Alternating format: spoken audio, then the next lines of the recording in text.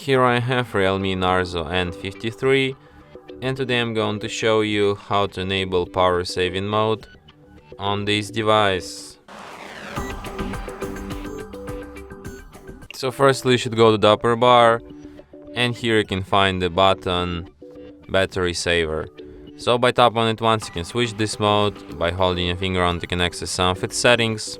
For example, you can set up a schedule for it based on percentage.